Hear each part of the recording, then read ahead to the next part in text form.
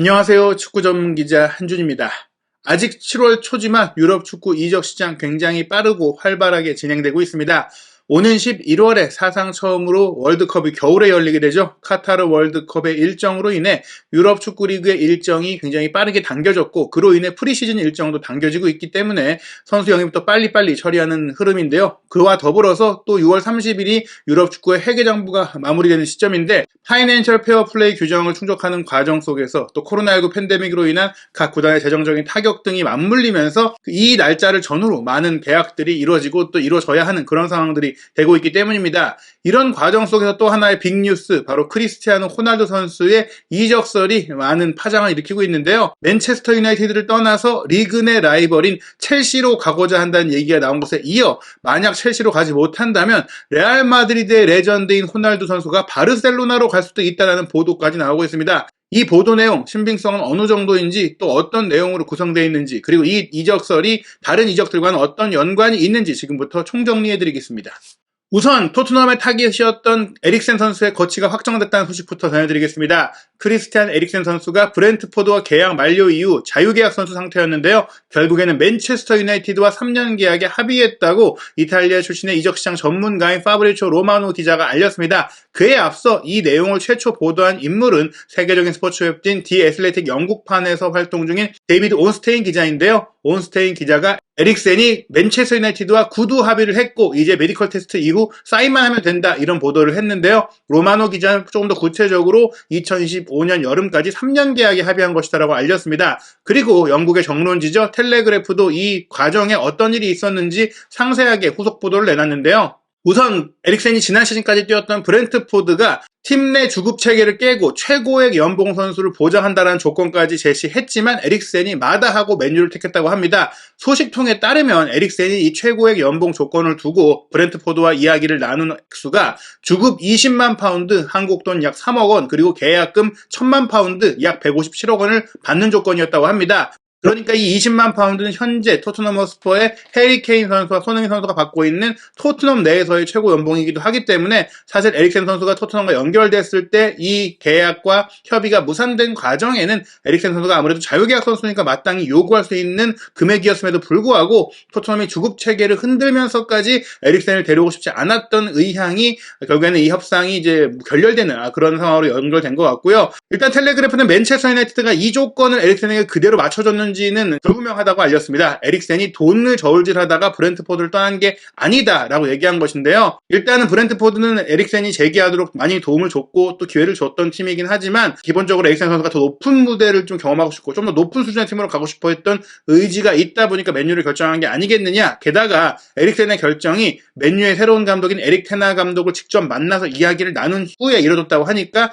팀의 비전을 보고 간 것이지 돈 때문에 간 건 아닌 것 같다, 이렇게 얘기가 나오고 있습니다. 그런 가운데 맨체스터 유나이티드가 아직 공식 발표를 하지는 못했지만 네덜란드의 유망주 풀백인 말라시아 영입 얘기도 있고, 에릭센 선수 영입도 거의 이제 임박한 상태, 발표만 남은 상태라고 보이는데, 그럼에도 불구하고 여전히 대형 영입은 아니잖아요. 스페인 스포츠 신문 아스는 이런 과정 속에서 맨유 구단 측에 이적 의사를 표명한 호날두가 바르셀로나의 협상 테이블에 올랐다고 보도했습니다. 사실 아스가 바르셀로나 소식에 정통한 매체는 아니지만 스페인의 전국 4대 스포츠 신문 중에 하나로 꼽히는 매체로서 마드리드 지역에 기반을 두고 레알 마드리드 소식에 정통한 마르카 다음으로 큰 신문이라고 할 수 있겠거든요. 그렇기 때문에 이 보도를 믿을만 한 것은 호날두 에이전트인 조르제 멘데스가 레알 마드리드와도 막역한 관계를 갖고 있다 보니까 이렇게 마드리드 지역을 기반으로 취재하는 기자들과도 네트워크가 있어요. 그러다 보니까 멘데스를 통해서 이 소식을 아스가 접했을 가능성이 크다. 그렇기 때문에 없는 이야기는 아닐 것이다, 가짜뉴스는 아닐 것이다 라고 볼 수 있겠습니다. 그렇다면 이 아스가 어떻게 보도했는지 핵심 내용 소개해드리겠습니다. 조르제 멘데스와 조안 라포르타 바르셀로나 회장이 월요일에 바르셀로나에서 만났다. 협상으로 언급된 이름은 후벤 네베스, 하파엘 레앙, 베르나르도 실바다. 하지만 크리스티아노 호날두의 이름도 있었다. 아스의 취재에 따르면 라포르타 회장과 멘데스는 올 여름 호날두가 바르셀로나로 이적할 가능성이 있을지에 대해 논의했다. 멘데스와 라포르타는 호날두 건으로 저녁 식사를 하면서 이야기했다. 최우선 옵션인지는 알 수 없지만 후순위에는 있을 것이다. 분명한 것은 논의 대상이라는 것이다. 아스는 라포르타 회장이 지난해 여름에도 호날두 영입 가능 여부를 가늠했던 것으로 파악했다. 하지만 구단 재정 상황이 좋지 않아 불가능했다. 결국 호날두는 유벤투스를 떠나 맨유로 갔다. 바르셀로나가 호날두를 영입할 수 있다는 가정은 임팩트가 크다. 레반도프스키 협상을 진행 중인 바이에른 뮌헨을 압박할 수 있다. 레반도프스키는 바르셀로나 이적을 강하게 원하지만 바이에른이 협상을 거부하고 있다. 여기 의미 있는 얘기들이 많이 있습니다. 일단 멘데스가 워낙에 또 이 포르투갈 출신 선수들의 좋은 매물들을 많이 갖고 있다 보니까 사실 호날두를 두고 전 세계 유럽의 빅클럽들과 미팅하는 건 아니거든요. 하지만 여러 선수를 두고 미팅하는 과정 속에서 계속해서 호날두 선수의 이름을 꺼내면서 얘기를 하고 있다는 것이죠. 그리고 월요일 저녁 식사를 하면서 얘기했다는 구체적인 시점까지 언급하고 있기 때문에 믿을만 하다라는 것이고, 다만 이제 최우선 옵션은 아닐 것이다. 호날두가 먼저 옮기거나 호날두를 먼저 영입하거나 이런 것들을 추진하는 건 아닌데, 어찌됐거나 다른 상황들을 보고 호날두 영입을 할 수 있겠느냐 뭐 이런 얘기들을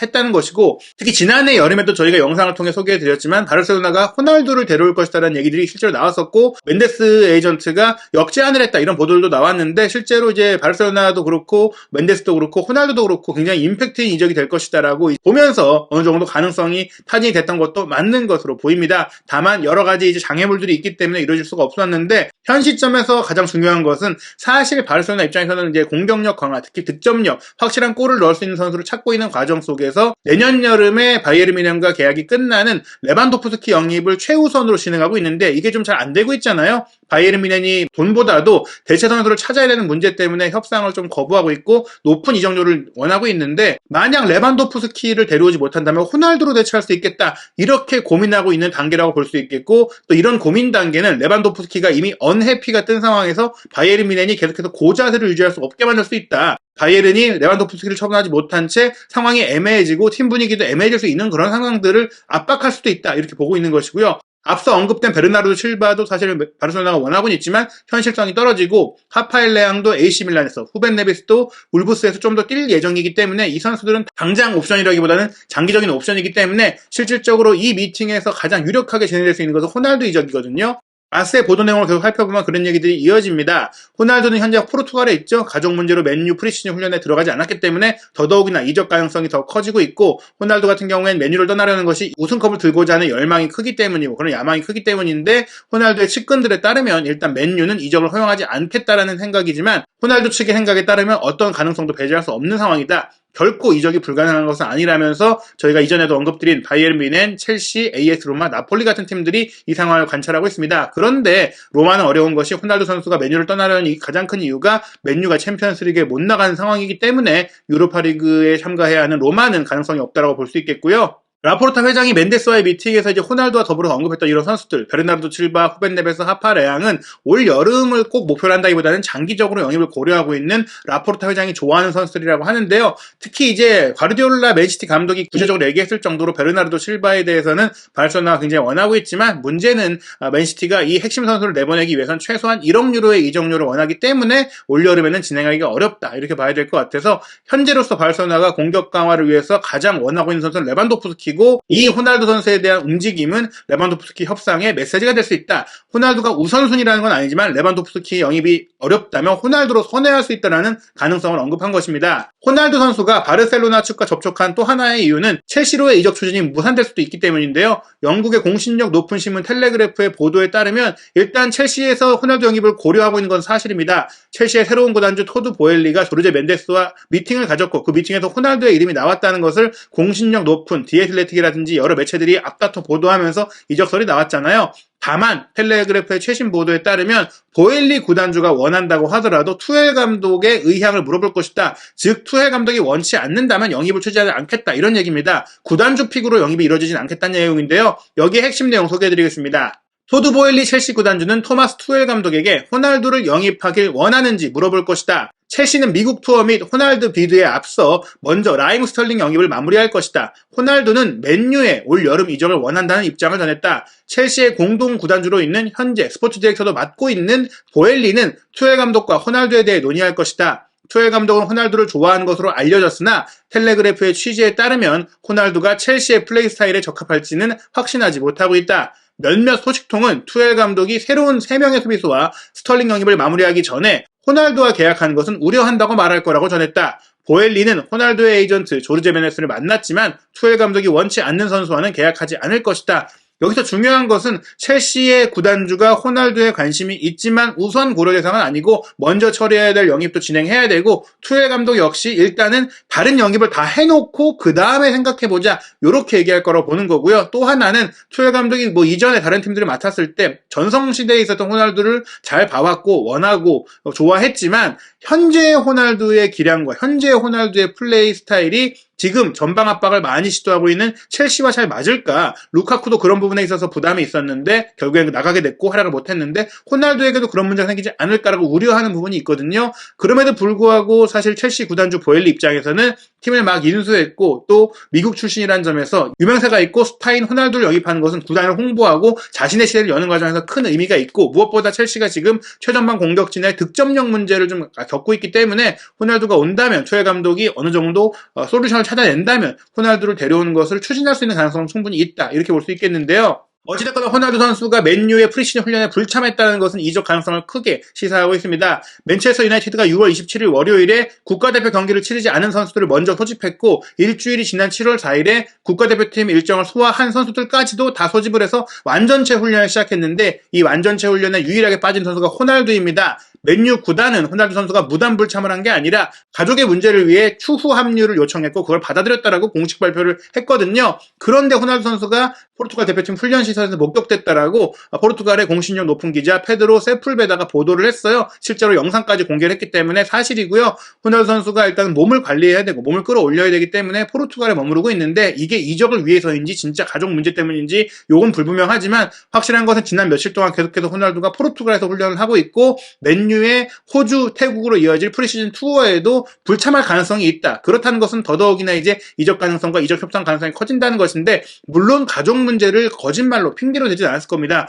가족에 대한 문제도 있는데 사실 이적을 추진하는 과정 속에서 본인의 야망도 있지만 가족의 이슈도 있다. 가족이 뭐 이제 떠나고 싶어한다. 맨체스터를 뭐 이런 얘기들도 있거든요. 그런 얘기들을 종합해 본다면 일단 이런 모든 정황들은 호날두가 이적을 원한다는 것인데요. 데일리 텔레그래프는 이런 상황에 대해서 맨체스터 유나이티드가 가족 문제로 프리시즌 첫날 소집을 못하겠다라고 얘기한 호날두의 제안을 받아들였다고 했잖아요.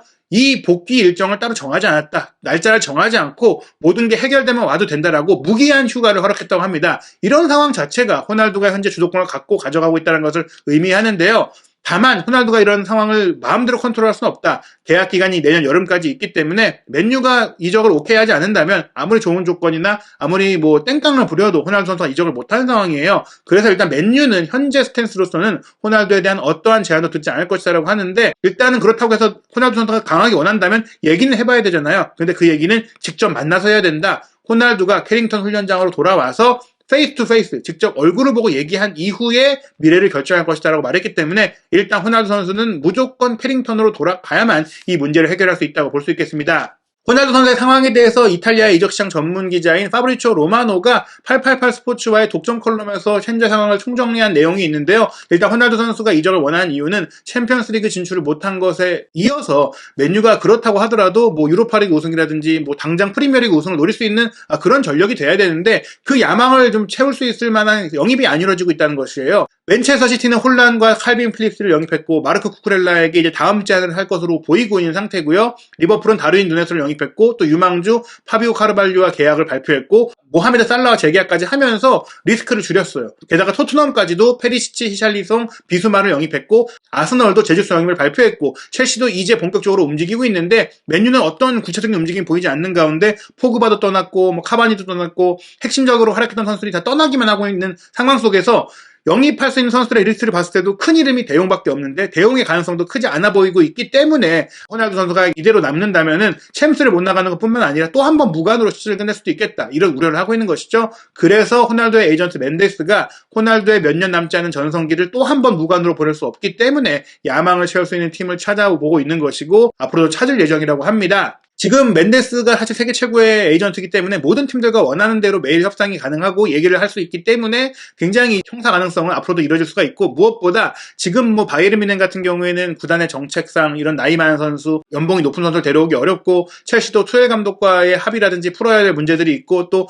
첼시로 가는 것을 맨유가 허락해야 되는 문제들도 있고 그러니까 많은 여러 연결되는 팀들과 문제들이 있어요. 기본적으로 챔피언스리그에 나갈 수 있는 팀 중에 호날두 선수를 품을 수 있는 옵션이 몇 안 되는데 그 팀들마다 각자 문제가 있거든요. 그래서 멘데스가 이 문제를 해결하기 위한 창의적인 아이디어를 지금 구상 중이다. 이 팀들도 혹할 만한 리스크를 줄일 만한 제안을 준비해서 진행될 수 있다라고 얘기하면서 호날두가 어떤 형태로든 맨유를 올여름에 떠날 가능성이 적지 않다라고 얘기하고 있습니다. 무엇보다 일단 맨체스터 유나이티드의 소식을 잘 전하고 있는 마크 오그덴 기자의 보도에 따르면 만약 맨유는 호날두가 떠난다면 바르셀로나의 타깃이었던 레반도프스키 영입을 위해 움직일 것이다라고 보도했는데 일단 이 문제는 바이에른 뮌헨이 레반도프스키를 안 팔고 싶어 하지만 맨유라면 바르셀로나보다 많은 돈을 지를 수 있는 상황이고 호날두가 나갈 경우에 또 이적료도 들어오기 때문에 요 성사 가능성이 있다라고 볼 수 있겠습니다. 그리고 첼시 같은 경우에는 일단 스털링을 먼저 영입하고 다른 포지션을 보강하고 움직일 수 있기 때문에 어찌됐거나 호날두 선수의 이제 이적은 조금 더 시간을 두고 지켜봐야 될 것 같습니다.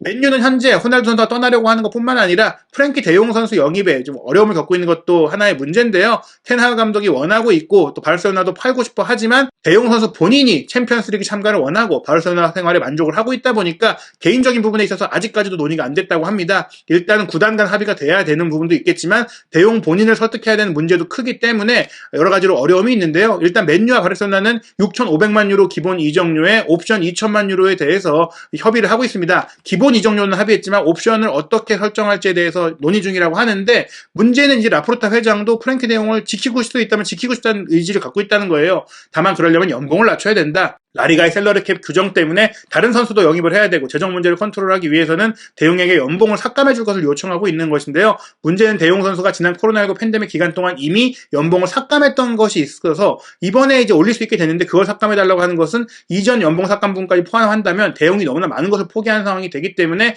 여러 가지로 어려움을 겪고 있습니다. 이 문제가 어떻게 풀릴지도 지켜봐야 되는데요. 일단 바르셀로나는 클레망 랑글레 선수를 토트넘으로 보내는 것에 완벽하게 합의했다고 합니다. 그 증거 중에 하나가 7월 들어서 지금까지 영입을 미리 확정 짓고도 발표하지 못했던 미드필더 프랑크 캐시에 수비수 안드레아스 크리스텐센 영입을 공식 발표한 것인데요. 재정 문제가 있다고 알려졌던 바르셀로나는 스포티파이와 초대형 스폰서십 계약을 맺기도 했었고 또 추가적인 재정 손실을 커버하고 수익을 증대해서 선수 영입, 선수 등록에 문제없이 셀러리 캡 문제를 해결하기 위해서 중계권 수익의 10%를 식스스트리트에 지분 매각을 했습니다. 이걸 통해서 2억 유로 가까이의 자금을 확보했고 여기에 추가적으로 15% 정도를 더 매각해서 2억 유로를 더 끌어온다는 얘기들이 있거든요. 그렇게 얻은 돈을 다 선수 영입에 투자해서 팀을 강화하고 다시 팀을 높은 수준으로 끌어올리고 이를 통해서 팀의 가치를 높이고 다시 챔피언스리그 수익이라든지 다양한 수익들을 창출하겠다 이렇게 방향을 보이고 있습니다. 그 외에 이적시장 단신들을 조금 더 전해드리면요. 토트넘 허스퍼에서 경질됐던 포르투갈 출신의